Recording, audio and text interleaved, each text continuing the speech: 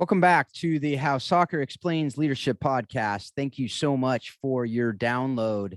Paul Jobson and I are so grateful for you as we finish up 2021. We just wanted to do an episode for you that basically takes all of our episodes and we picked out 20 leadership lessons that we wanted to share with you, just some short snippets from these amazing interviews that we were able to do over the course of 2021. So we are going to go through those one by one with a little bit of commentary in between, but very little. Most of all, we're just going to let our guests speak for themselves with the incredible lessons that they shared with us over this last year. So before we get into these great lessons, I just want to remind you that you can join the How Soccer Explains Leadership Facebook group, and we can go deeper into our conversation there. If you want to get more information about the Coaching the Bigger Game program that I am doing with my friend Christian DeVries, you can do so at coachingthebiggergame.com. We are going to be signing people up for that program and the mastermind program of that will have limited spaces. So if you're interested in that, go ahead and check out the website and sign up so we can get you more information about that. Also, I'm wearing my Warrior Way hat here because my brother Paul and his wife Marci have their Great Warrior Way program. So you can check that out at jobsonsoccer.com. We'll have all those links at the show notes. But without more from me about those preliminaries, we're going to get right to it with our 20 leadership lessons from 2021 that will help you remember that soccer does explain life and leadership. So the first one we have is from one of my favorite interviews of 2021. Yeah, I say that about a lot of them, but this one truly is. And it's actually a lesson from a woman who is now an incredible basketball coach at UCLA. And as she told us in that interview, she was a great soccer player as a kid as well. So a lot of these lessons she's using in her basketball coaching, she got from her soccer days, and she spends a lot of time on the UCLA soccer sideline as well.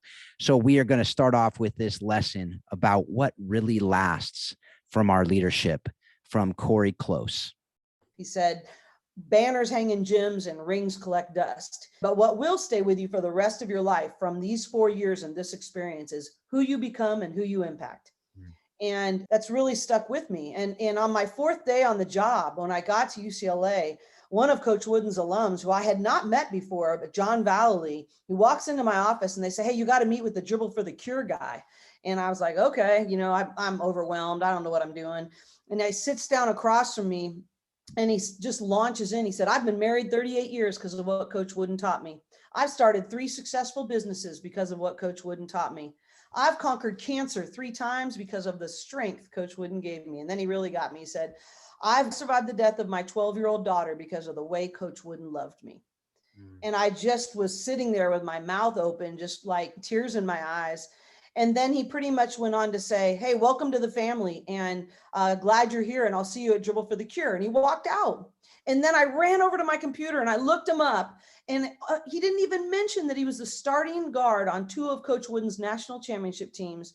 And he played 7 years in the NBA because it paled in comparison to the man he became.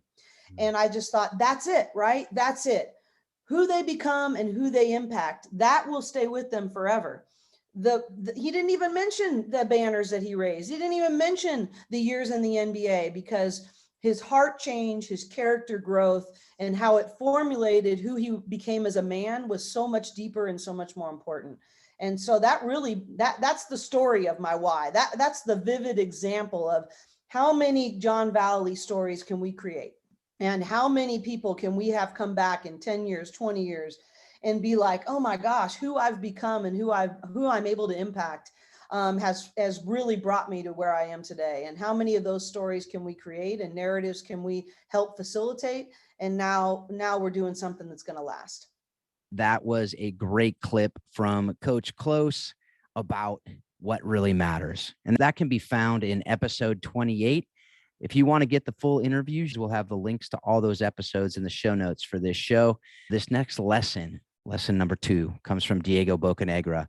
Diego is coaching women's soccer out at the University of Houston. This is from episode 43, where Diego weighs in on why it's important for our kids to play multiple sports and just play for fun. Something we talk a lot about on this show, the ills of specialization in one sport. I think it comes down to, if you treat these kids like pros, or if you're trying to live vicariously through them, you're taking the joy and the excitement away. We played all the sports, not just organized, but in the street. Times are different now. And we didn't have phones back then. You knew where everybody was because you saw a pile of bikes in the front yard. It's like, all right, let's go over there. That's where they're playing. And it didn't matter if it was street soccer, if it was touch football, if it was wiffle ball, baseball, tag. It really didn't matter. We played everything. And we didn't do it because we had to. We did it because we loved it.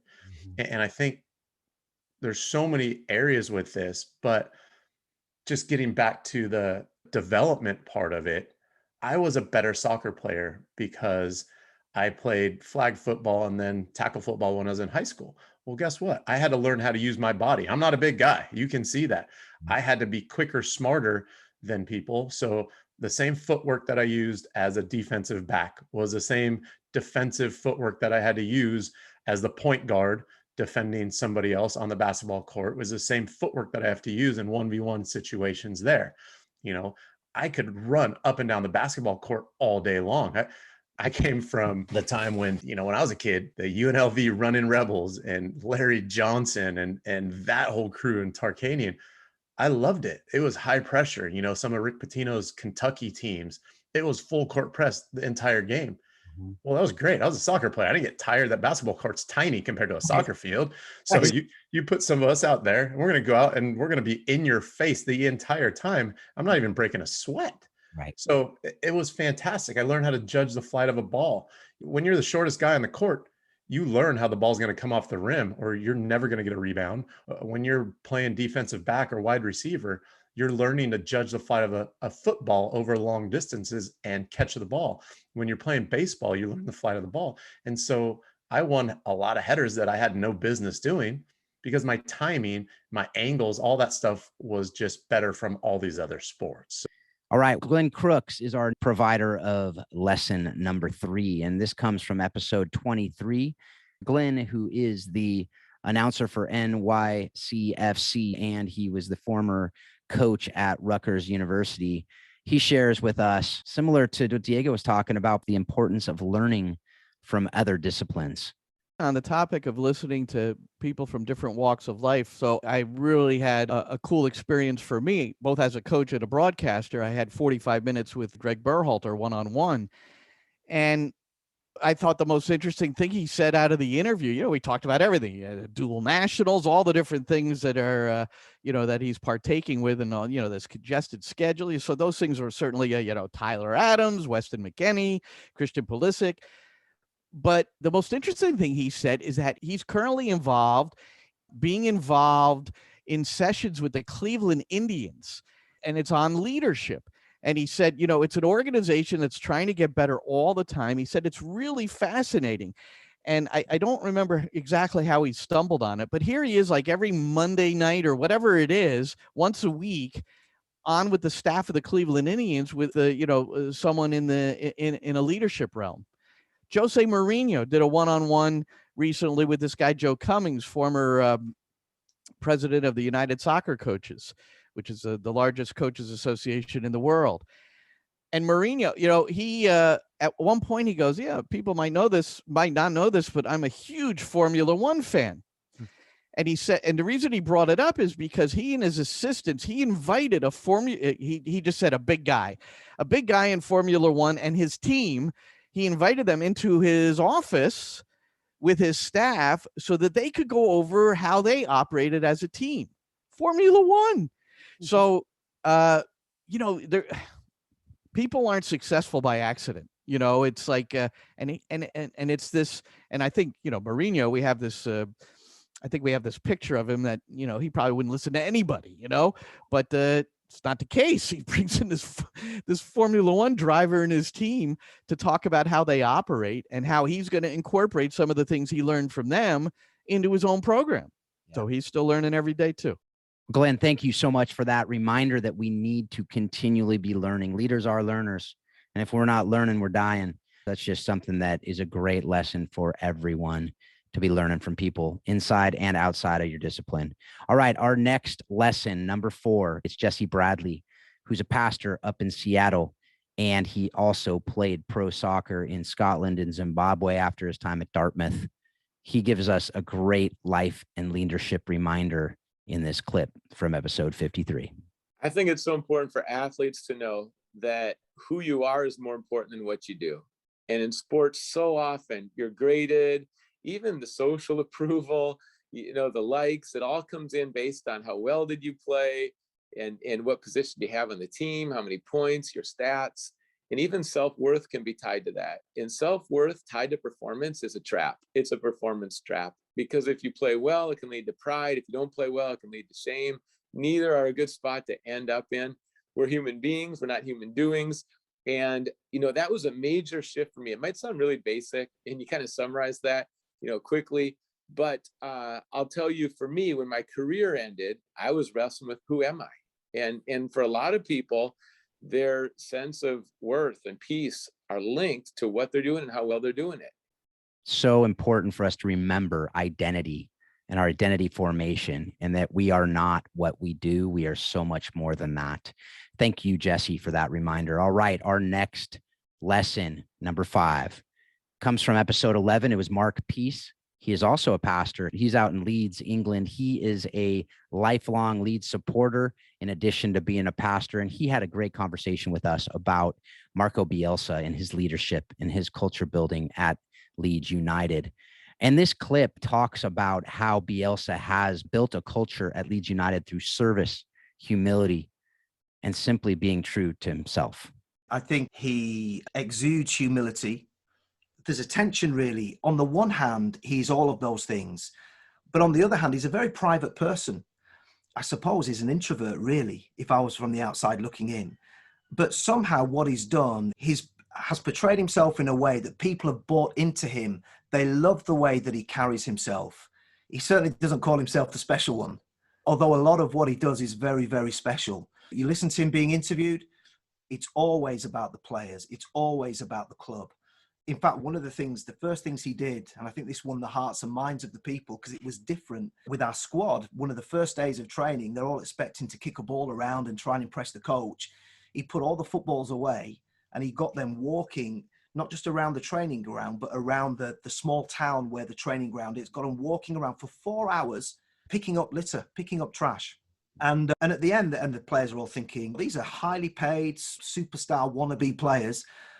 And at the end of it, he said, I just wanted you to remember what it's like to be somebody out there while you're living their dream, who go to work for 40, 50 hours a week and spend maybe the little money that they have, their hard-earned resources, on paying to come and watch you perform. And things like that suddenly just endeared him to the public, endeared him to the players, because I think it took a lot of them by surprise, but they respected what he did. And I don't know of any other coach, I've certainly not heard or read about one who's done something like that, because sadly, particularly when it comes to superstardom, and the tendency is to, particularly in a world of player power, is to pander to every whim and every request of the superstar. Yeah. And yet this was different. I think from that moment, that started to forge something unique in the team, in the organization, something different that we'd never seen before. And it's funny how you can always kind of trace things back to a starting point. And as a result of that, yeah, I think because of those things, he really has endeared himself. Like you say, you see him walking around the city. You'll often see him riding a public bus, a man who's very well recompensed, right, that gets on a public bus. Noah lives in a tiny little apartment above a little shop.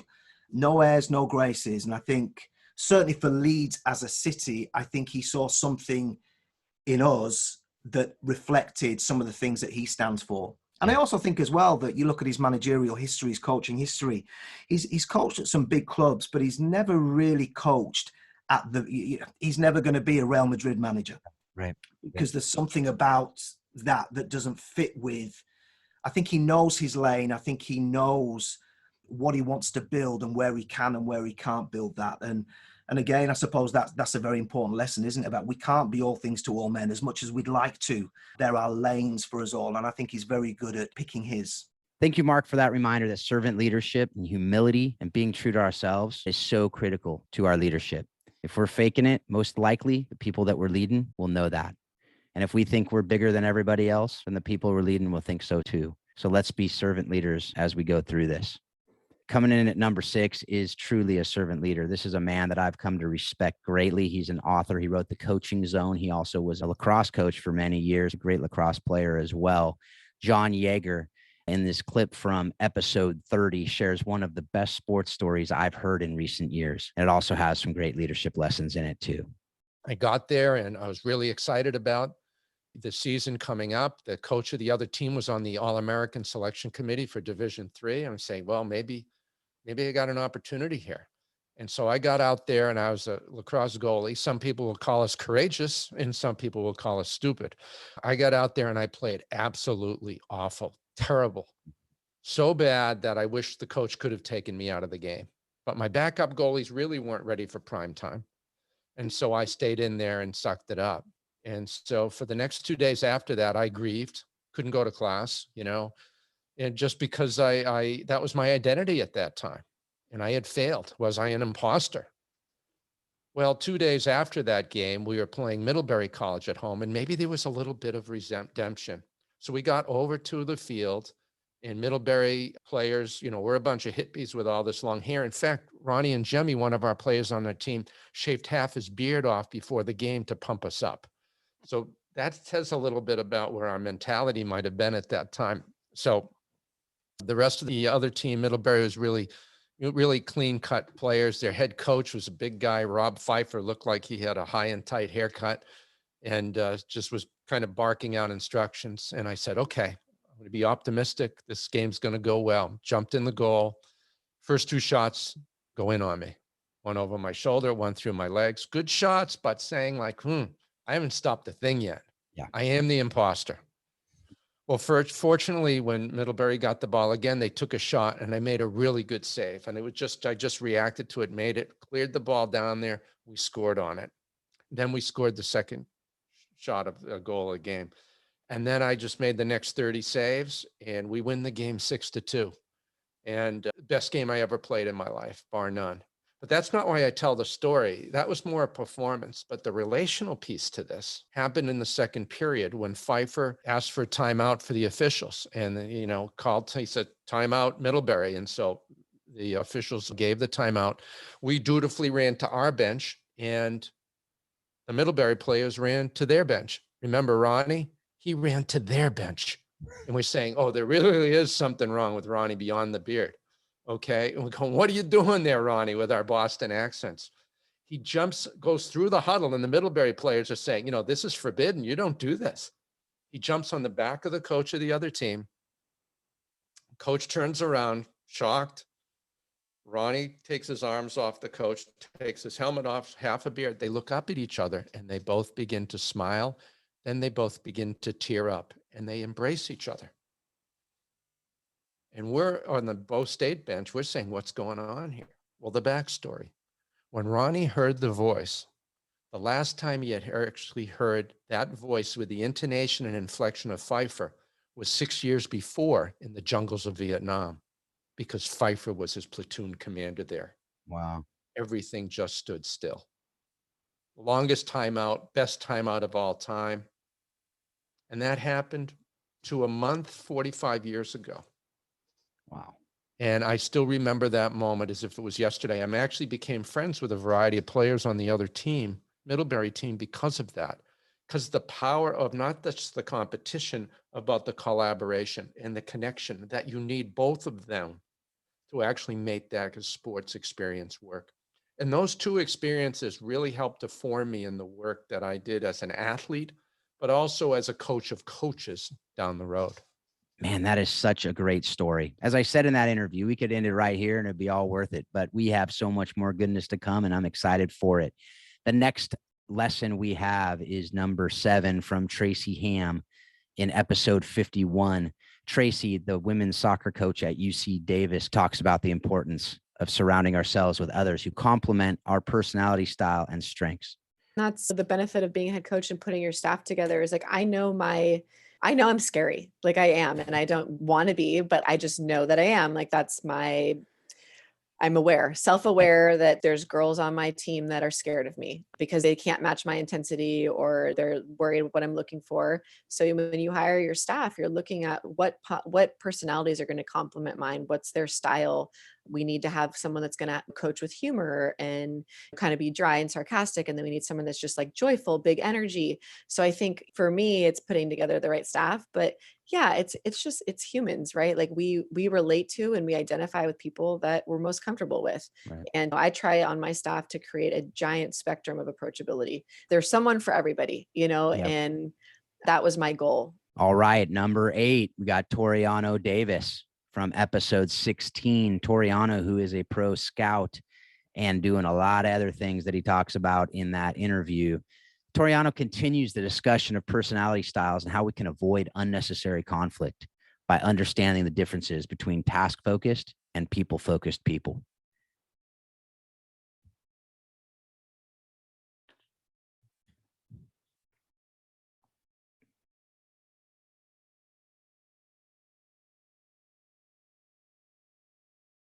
A person that is people-oriented, they really are in tune with sympathy. They understand different things that might be said or perceived, and they're amazing at this. Whereas task, that person, they're going to be able to energize things in such a manner where results are going to happen. Now, there may be a pile of bodies at the end of the exercise, but they will get things done. So what that task person has to understand is that sometimes a good morning, hello, proper greeting of the day, taking 5 seconds to listen, and then going into the checklist of items we need to do is very effective for the individual that is very focused on people. And what the people person may need to understand is that when they're talking with a person that values tasks, where they're doing a collaboration, they need to give that agenda, get to the result. That person doesn't really care about the weather, the day. They're like, no, give me this stuff. Let's get this done. Can you get out of my way now?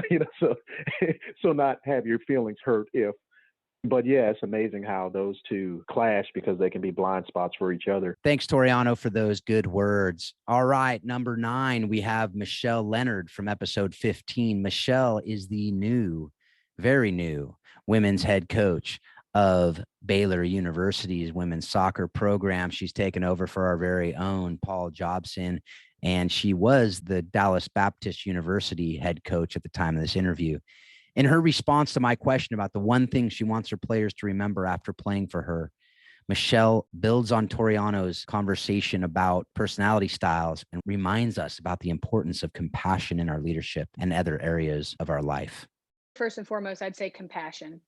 Leading is about being able to recognize everybody's coming from a different place and everybody's got different things going on in their life. And compassion is really important. We want to have high standards and we want to hold our players to those standards. And I know when I was an athlete, I was driven and motivated and ambitious, and I wanted everybody to be like that. But when I became a coach, I realized not everybody is the same as me, but that's okay. And compassion allows us to recognize that our teammates might not have the exact same motives or live their life exactly the same way, but that recognizing that there's maybe reasons for that and seeing their value despite that, even if they are different than us, and being able to recognize, especially when someone's struggling, and not give them a free pass because there's certain expectations and standards you have to meet if you're part of a team, no matter what. But recognizing that sometimes the things that are going wrong in someone's lives because of other things that are outside of their control and that they're just learning how to manage. That is such a great reminder from Michelle. And now we get to move on. We're almost halfway there. We have number 10, Kassie Gray, who is the founder director of Female Footballers. She also played college ball at Cal. Kassie, in episode 56, kicks off the mental health portion of our leadership lessons from 2021.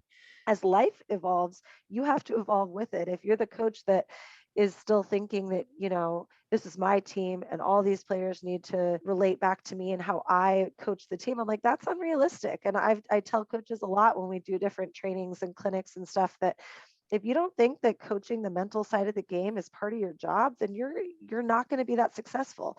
It is 100% part of your job, whether you like it or not. And unfortunately, a lot of coaches push back on that. They're like, well, I don't have time for that. well, then good luck. Your team is not going to be successful because the mental side is a part of the culture of your team. And the culture is what dictates your win and loss record. I don't care how technically savvy your players are, you're not going to do well. And I think the athletes at the top level in any sport we're seeing, it doesn't matter if you're Simone Biles and you're the best in the world. If your mentality and your mental state isn't there, you're not going to succeed. Thank you, Kassie, for that great reminder that we absolutely need to take to our leadership. Okay, at number 11, we have Brad Miller, who is with Soccer Resilience. He's one of the founders there. Some great folks there doing great work. He's also a sports psychologist who played at Wake Forest University. And Brad keeps the conversation going about mental health in episode 19 that shared a critical lesson about the power of the brain and its negative bias and what we can do about it. Our brains are wired to keep us alive. That's their number one job. And if your brain sucks at job number one, it doesn't matter if it's great at job number 2 and 3 and 10 and whatever it's going to be, you're not going to be around to see it. So the brain has to be able to keep us safe. So as a result, it has this really, really strong alarm, very sensitive alarm where it goes off a lot of times unnecessarily. And our brain's wired to really keep us from physical threats of danger. The problem is our brain gets its wires mixed up, and it also worries about feeling disappointed or scared or sad or embarrassed, and it sees those things as equally dangerous. So our brain views making a mistake, having a known goal as equally dangerous as rattlesnakes on the field. Clearly they're different, but to the brain they feel the same, and that's why we can have these false alarms. So when you understand how the brain works, and the brain has a negative bias, you know, on the average day, the average person, 80% of our thoughts are negative. 80%. Imagine what that looks like, Phil, when we're having a stressful day, right? It's going to be bigger. So our brain is just throwing at us a lot of negative things about what's not right now, what's not good about it, and what could go wrong way more than what is going well and what could go well in the future. And our brain is wired to detect the danger now, but what could go wrong in the future. That's why when somebody makes a higher level team or gets a start, they're happy sometimes for about 5 or 10 seconds, and they get this feeling. Their brain goes into threat mode because the brain's like, wait a minute, if you just got a start, if you just made this team or you just got a job, whatever it may be, then you could not do well, and then you'd feel really disappointed because you're getting the thing you want. Oh God, that's horrible. Let's just not do it. The brain's number one solution, avoid. And how does it get us to avoid? It makes us so uncomfortable. It wants to talk us out of it, right? If you know, it's like, think about the last time any of us got sick, we had the stomach flu, whatever you ate. In my case, it was vegetable lasagna from Costco. And I literally, even to this day, just saying it, I still feel kind of like, right? Because our brain's wired to protect us from danger. Well, it does it the same with emotional things. So when we make a mistake on the field, our brain's like, oh yeah, you're not playing that position. You're not taking the ball again. And now we shy away from the ball. We don't want the ball. We get rid of it as fast as we can because our brain's having a false alarm. So when you tell this to players, they go, oh, yeah, the brain makes it harder sometimes, right? The brain makes it harder to perform. And it's what brains do. It's not a Brad issue or Phil, it's a brain issue. Now that we know that, here's how you can help rewire your brain and change your brain so it can help you more. And that is a huge message because most of us think we're defective when we struggle. Other people don't go through hardships. And just knowing that's how the brain works, you kind of remove you from being the sort of defective to this is how my brain works. And we need it to work that way, by the way. We want to be safe, but we can override some of those negative false alarms and have ways to cope better. So that's why it's so important to know it's how the brain functions rather than just, you know, negative things we might think. I'm weak, I'm soft, I'm not strong enough, I'm not good enough, all those normal negative thoughts that can pile in. Thank you, Brad, for those great words. Number 12, we have Paul Jobson's bride, Marci Jobson, who is, as you know, there's no debate about it, the best soccer player in that household. In episode 41, one of our off-season talks last summer, Marci shared a great lesson about mental toughness. It's something that they use in their Warrior Way camps that I'd mentioned at the beginning of this episode. And she talks about how we can be mentally tough and lead our people to be mentally tough. This is one of my favorite pillars, but I also grew up in a family of 8 kids, and my dad pushed us hard, and I still remember a scar I have on my eye where I subbed out. My dad was a doctor, he sewed it up, and he's like, get back in there. And I don't think that that's truly all mental toughness. I'm actually extremely fearful of a person. I think you know that about me, Paul, is that that fear and anxiety can overtake me very quickly. And even as a player, the way that I began to really see a personal relationship with Jesus is because I knew that I was actually a coward in a lot of ways, and I was fearful, and I didn't want to fail. But the ability to invite Christ into that moment and say, Lord, I'm scared. Jesus, I'm scared. I need your help. And then to remember, oh yeah, but the Bible says he is enough for me. His power is perfect where I am weak.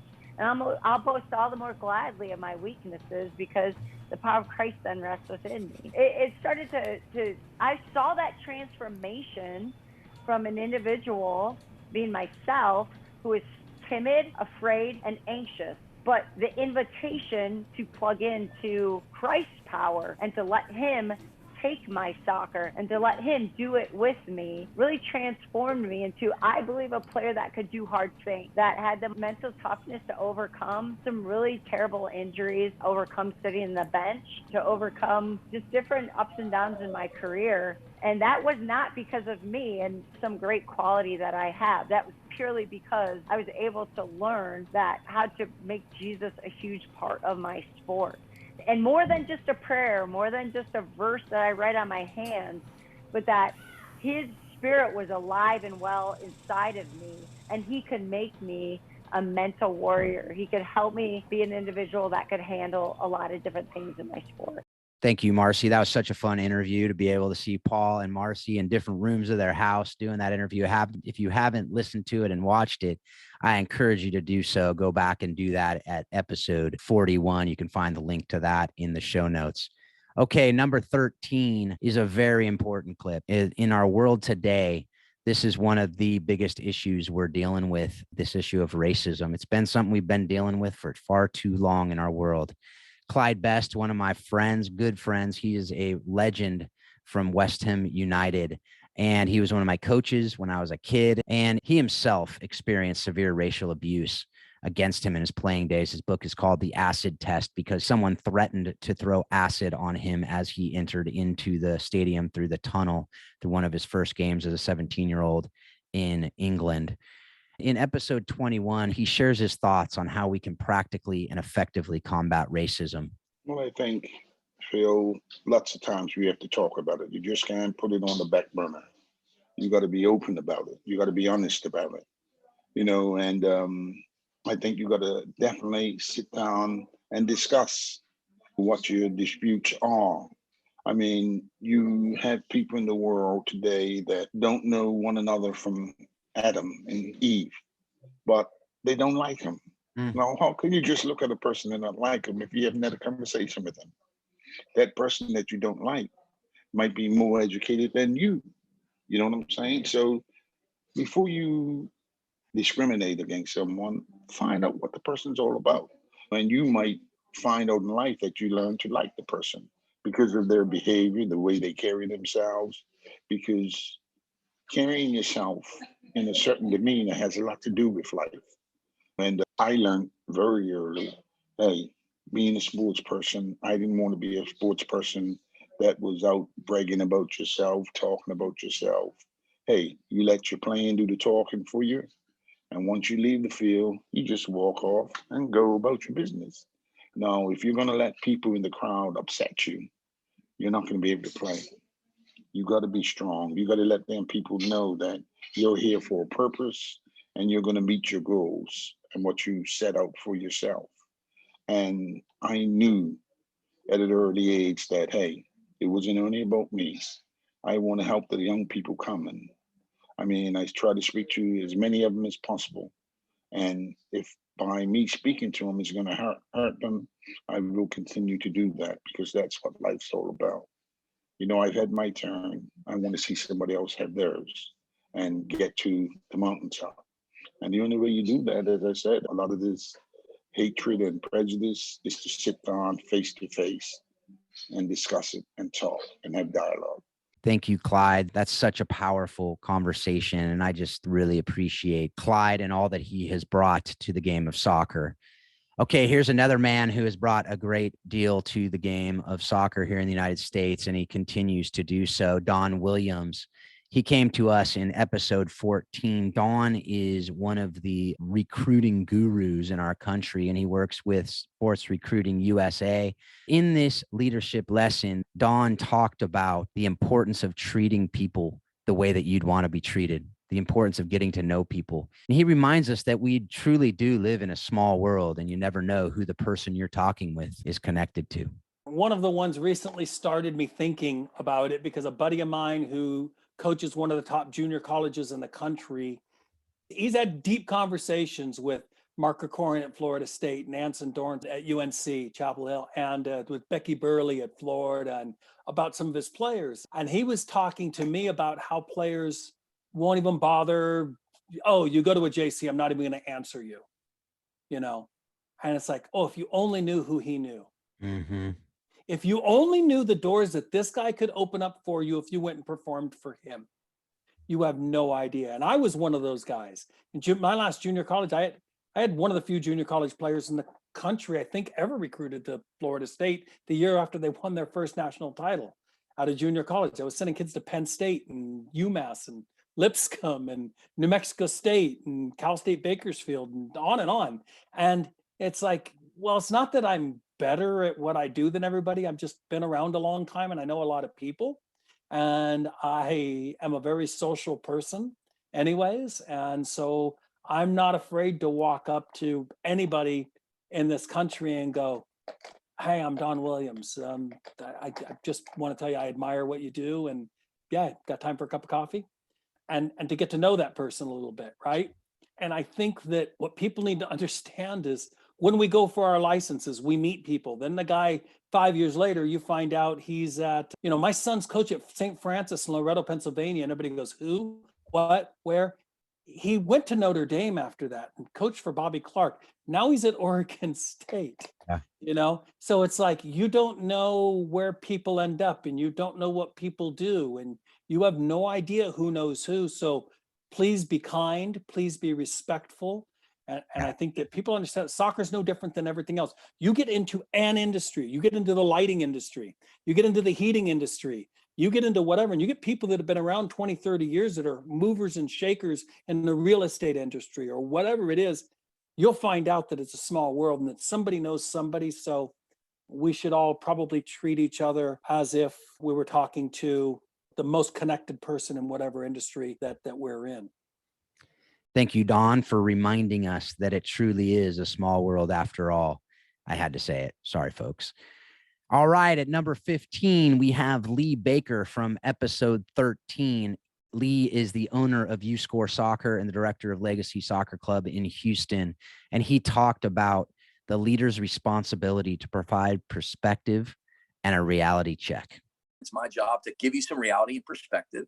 And then on the other side of the coin, it's to sit in a room of young players and say, hey, I know that field out there is a little bit worn down after 2 months and not every blade of grass is where you want it to be. But let's have perspective here. Let's take a look at some of these photos down in Haiti. And then as soon as this pandemic ends, you come down there and gain a little bit more perspective on the joy of playing, on just the blessings that we have of being able to put on soccer cleats, new ones at that. There's a different world out there. So I think having perspective as a leader, and again, being responsible to that and accepting that and not passing on. I think we can be a bit lazy at times or be a bit selfish at times. And the reality is who's been given much is required much. So I think it's up to us as leaders. If we've had experiences in the game, if we've been blessed to play at certain levels and coach at certain levels, that it's our job to educate these young parents with perspective, with the right perspective, that there's a bigger thing going on. Thank you, Lee, for those great words. If you listen to that episode, he also talks about the beloved Carrington training grounds with Manchester United. So it's a good moment in the show. At number 16, we have Max Rook from episode 26. In this leadership lesson, we get to hear about one of my favorite topics, the synergistic power of collaboration and teamwork. Max coaches at Pepperdine University, and he is the leadership coach with Life to the Max. Over the years, I think what I've really come to understand that I love about not just soccer, but I think team sports in general, when you talk about collaboration, is that it allows us to do something that we typically wouldn't be able to do by ourselves. And when when you, and I've been victim of this, by the way, he's like, I'll do it all myself. It's like, and we just can't, like there's, so whether it's on the soccer field or whether it's in life and business, whatever it's going to be, like the ability to think bigger, broader, more expansive, to believe in something bigger and better comes when you understand that when you're pulling on the resources of everybody, then it allows you to think about things that you wouldn't normally be able to achieve by yourself. And so, I look at it like the responsibility of us as coaches. I think as a coach, the responsibility, and I've heard Tim say this many times to our team, is the responsibility of us as coaches is to take our players places that they wouldn't be willing to go by themselves, and so when you bring it back to this idea of collaboration, I think when you collaborate with people, it allows you to go places you wouldn't normally be able to go by yourself. And so whether that's vision, whether it's application, whatever it's going to be, but that's truly what I love about being part of a team, whether that's been as a player, as a coach, whatever it's going to be. I just think there really is something special about when you unite with people and you're all facing the same way, looking towards the same goal, the same vision, or the same mission, as you said. There's something really special in that. Thank you, Max, for those great words. I always love talking about collaboration. It's something that if you have listened to any of these episodes, you know that teamwork and collaboration are my favorite things to talk about. So thank you, Max. We can't do it without each other. All right, number 17 is Phil Brown. Phil is an experiential education trainer, which he basically has a cool job working on ropes courses and teaching people lessons from adventure. I'm a little envious, I'm not going to lie, but Phil brings us some more wisdom about the power of teamwork. And he shares specifically in episode 24 about the concept of ubuntu. The great thing I think about soccer in terms of the difference between that and other sports is that there doesn't necessarily have to be these individualized people on the team who create the winning structure of the team. It's much more focused on a collective community. And I think that that's something that in England, they also have in a big way as well, is because that team is a part of the community and the community. So structured around the team, that you do have that connection formed with the players and the staff. To have the insignia of your team on your badge and say that you work for them, they work for you. It has this kind of feel of symbioticness that I don't sometimes sense from teams in this country and other sports, where it's more fan-based idolization of people. It's more a community, everyone on the same level. I think that where this leads into the work that I do, we also create team development products. And one of the products we create is a deck of cards called Ubuntu. People can't see that, but it's sitting right behind me. But it's Ubuntu, Ubuntu. And the essential phrase of it, what that means, it's part of the Bantu dialect in Africa. And it essentially breaks down to be, I am because we are. I am because we are, which talks about that sense of community. It was coined very famously by Nelson Mandela and Archbishop Desmond Tutu to talk about around apartheid, about the community of South Africa getting together to work together to raise the bar of what was going on there. And that had to come from every component. It's not an individual. It doesn't require an individual. It requires all people. So we utilize this deck of cards, which you can find on our website, but there's a lot of activities that go with this. But we use that phrasing of Ubuntu to represent that we're all part of the exact same team, no bigger than anyone else. And I think that that's something that I know in soccer teams, is that when, let's say, a captain comes up and talks about the team, or a coach comes up and talks about the team post-game, they might highlight individuals, but really they're talking about the larger component of the team. Thank you, Phil. Now, this is not only the part of the leadership lessons where we have some great lessons, but we also have some really cool accents. And this next one is no exception to that. We have Rob Burns at number 18. And it just so happens this is actually from episode 18 as well. In this lesson, we move from the leader's responsibility to foster collaboration and teamwork to the leader's responsibility to teach to their players, heads, hands, and heart. Here's what Rob Burns, director of Missional Links Wales and former youth player at Wolves, has to say about it. I'm now reflecting on practice, and I'm thinking how to make players who are human beings into better human beings while they're playing. And I came across this idea, or began to think through this idea of what it was that made us learn. I think we learn with our head, we learn with our hands, and we learn with our heart. Or more specifically, we learn with our head, we practice with our hands, and we reflect with our heart. I think we've all come across, haven't we, people who are superb academics. My father was a superb academic. And they read and read, understand and understand, learn and learn and learn and learn. But sometimes when you put them into a practice situation where they have to actually play and go about the business, this is why you sometimes see great trainers, and then you stick them onto the field and you realize, they're practice day players. Mm-hmm. Some people can do the drills, but they can't transfer it into the game. Some people can learn very well with books, but they can't put it into life. Well, of course, that's not enough. But there are also people who are very good at doing it. There are players who are surprising when they get on the field. They're terrible trainers, and they just turn on when the games begins.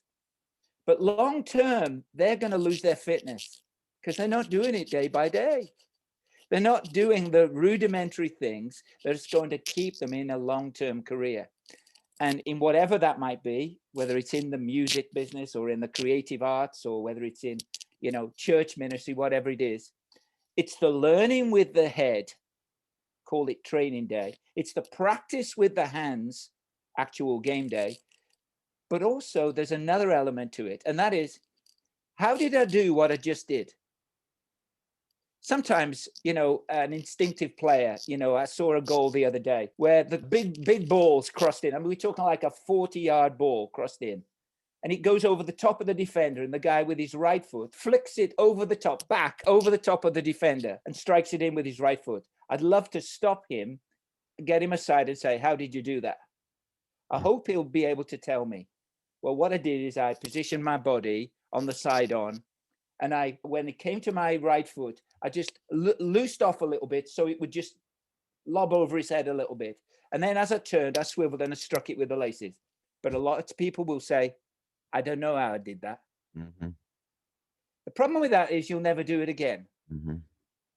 And so if you reflect, if you take some time to reflect, you can do it again. And not only can you do it again, you can teach somebody else to do it.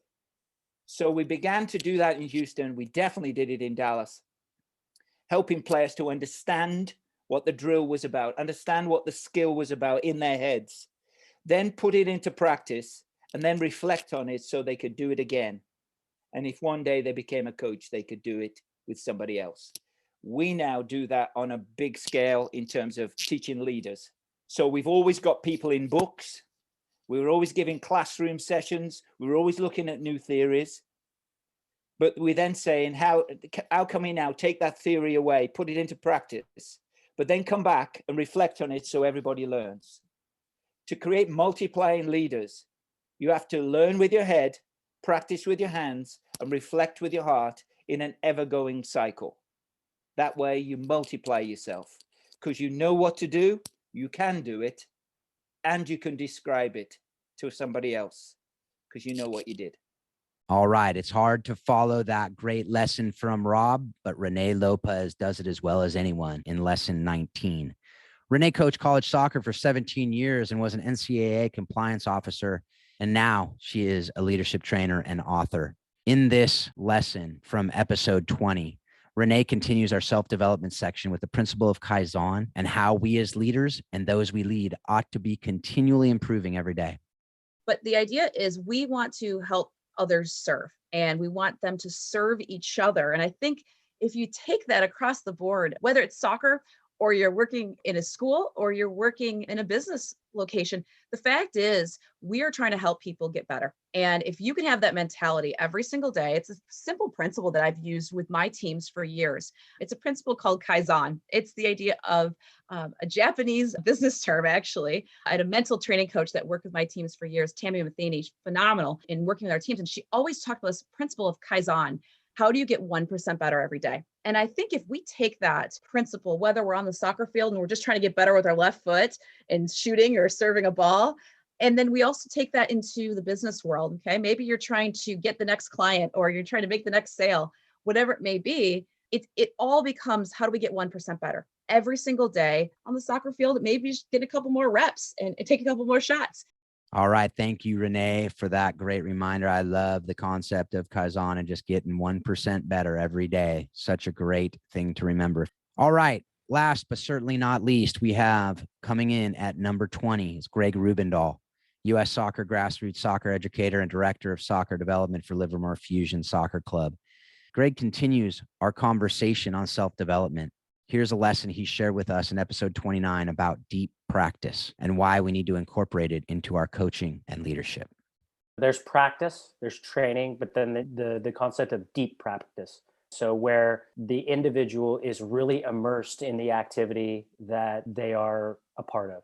And I think that, especially with the modern age that we live in, that's so fast paced, that there's so many things going on in these young children and even coaches' lives, is that they become distracted while they're doing something. They're doing it at a 40% involvement or mental involvement rate. So when you talk about the need for fundamentals, I think 10 out of 10 people, if you lined us all up and you said, okay, is that movement good or bad? Rank it 1 to 10. I think 10 people would be around the same in terms of, yep, that looks like fluid, consistent movement. That looks like high performance. I would say maybe only 1 or 2, maybe 3 out of those 10 could tell you what it was that was happening that made it a performance. So when you talk about the fundamentals, is that deep practice of understanding your movement patterns, your rhythms, your morphology, how tall you are, how strong you are, how your hips go, how your legs go, all plays into how you develop as an individual. So you have to be very self-aware and then also really almost obsessive with being really good at the small details, because it's a game of inches. It's a game of a single decision at the right time or the wrong time that can make or break a moment. And so, especially in sport, and I think that's the interesting part of what we do, is that the automatization of muscle memory and of doing things where you do it and you don't even know what you're doing, you have to get to that level. And I think that's really what it comes down to. I think there's been a big evolution in terms of coach education, that there's nothing done in isolation. Everything should be contextual. And I agree that context is extremely important, but within context, sometimes that refinement of movement patterns can't really be addressed. I think there's a fine balance, right? You just can't just play games and expect to be great. There are things that make you great when you play games. Yeah. And so that's the balance. Thank you, Greg, for that great lesson and for what you're doing there in Livermore. As we wrap up this episode and near the end of 21, we have a couple bonus things for you. We wanted to bring you 2 more short lessons from me and my co-host, Paul Jobson, to ring in the new year. The first one is a lesson I learned from the incomparable John Wooden and shared with you in episode 37, the 5th off-season talk. It just so happens I taught my son this lesson earlier today. What I tell people is just be yourself. Because here's the reality. If you go into an interview or if you go into any relationship and you put on a face and you aren't yourself, then these people are liking someone other than you. People are hiring someone who's not really you. You're going to find that out. If they don't want to hire you, if they don't want to be friends with you, the real you, then you really don't want to be friends with them, because they're just not a fit. So if you're faking it, if you're putting on a face, then that's not healthy in any way. Now, the reality is sometimes we don't know who we are. And we've talked a lot about that. Know your why, know your identity, know who you are. Once you know who you are, that's a massive topic we could spend hours and hours on. But assuming you know who you are, and assuming you know how you're wired, as we talked about with the disc, and assuming you know all that, and you're secure in your identity, be yourself. If you're true to yourself, you're going to be true to everyone else, like John Wooden said. So poignant, so simple, yet so profound, something that we really need to be thinking about. And our players, as I've said, our players will read right through it if we aren't genuine, if we aren't true to ourselves. Our kids, they know us, right? So if we're trying to fool them by acting different than who we are, they're going to see right through it. Different people we're leading in any organization absolutely will be the case. And also, if you tell the truth, if you're true to yourself, you don't have to keep up that act, which gets exhausting if you're trying to keep on a face and keep on an act as you're working with different people, as you're doing different things, if you're on a team, if you're in an organization, whatever the case may be. If you're not true to yourself, you're going to have to keep going with that. It's like what they say, if you tell the truth, you never have to keep your story straight because it's the truth. Now we have come to the last lesson of great lessons from 2021. And this one just might be my favorite. My brother in arms, Paul Jobson, reminds us in this clip to keep the main things the main things. He shared this with me in the exclusive conversation we had in episode 58 about his decision to step down from his head coach position at Baylor University. It's definitely something we can all learn from. Our greatest calling is to raise up our children in the way that they should go. And for so long as a coach, we all feel that calling of mentoring young people. And I think we've talked about it on this show that next to a parent, a coach has the second greatest influence on a kid. Yep. And that's a huge responsibility. But remember, it's number two. And as a coach, sometimes you become the number one to kids because they don't have a true family household. But what I don't want to do is put my kids in that situation where their coach is their greatest mentor. I want to be their coach. I want to be their life coach. I want to be, and I want that to be at home. I want that to be me having to be the disciplinarian, me having to be the one that pats them on the back, the one that praises them, all of those things, go through difficult times with them, cry with them, laugh with them. Being the coach at home is the most important piece of that. So I totally agree with that. But I do think the tough part of stepping away from something like this is there is that pull and that tug of I am kind of a parent to a lot of these kids. And so that is tough for sure. But at the same time, like I said earlier, if I have to make a decision of whose kids I'm going to raise, they're going to be mine. And at the same time, I'm not going anywhere. I'm not dead. I am still accessible to my players and I care deeply about them. And they know that. I've been able to express that to them. And with that, folks, we have come to the end of these great leadership lessons from 2021. Thank you for being a part of this show. Thank you for your download today. Thank you for your downloads throughout the year. And I just hope that you continue to learn great lessons from us in 2022. If you want to connect with us, you can do so. Phil@howsoccerexplainsleadership.com. I just hope that you're taking all that you're learning from this show. As I say at the end of every single episode, I hope that you're taking what you're learning. You're using it to help you be a better leader. You're using it to help you be a better spouse. You're using it to help you to be a better parent. And I also hope that if this is helping you, that you will share this podcast with others so it can help them as well. And ultimately, as we talk about every episode, I hope that you take what you're learning on this show and you use it to continually remind you that soccer does explain life and leadership. Thanks a lot. Have a great day.